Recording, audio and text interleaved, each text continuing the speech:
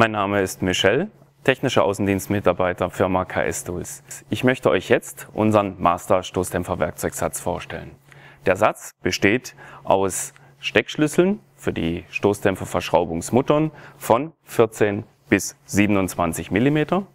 Wir haben hier auch Spezialschlüssel im Zweikantprofil, zusätzlich die Schlüssel unterschiedlichster Kolbenstangenprofile. Das Ganze möchte ich euch jetzt auch anhand dieses Federbeins zeigen. Dazu benötigen wir zum einen für die Mutter den Steckschlüssel Schlüsselweite 21 und für die Kolbenstange einen Innensechskantschlüssel mit 7 mm.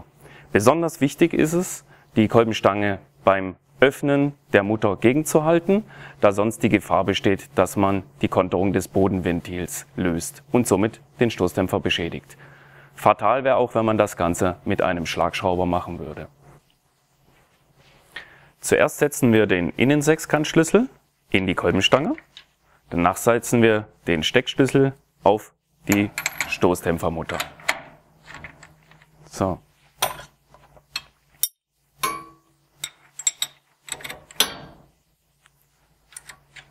Wie ich vorher schon angesprochen habe, ist es ganz wichtig, die Kolbenstange gegenzuhalten.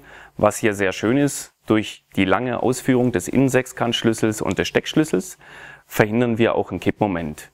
Hingegen, wenn ich klassisch jetzt hier einen Winkelimbusschlüssel nehme und einen abgekröpften Ringschlüssel, ist immer die Gefahr bei stark verrosteten Verschraubungen, dass mir der Winkelschlüssel zur Seite abkippt und ich meine Kolbenstange rund drehe. Das heißt gegenhalten und lösen.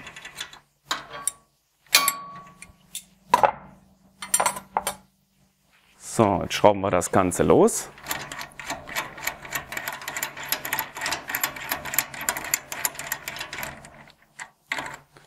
So, da sehen wir auch das gute Stück. Das ist die Stoßdämpfermutter, die wir jetzt runtergeschraubt haben, und Montage natürlich in umgekehrter Reihenfolge.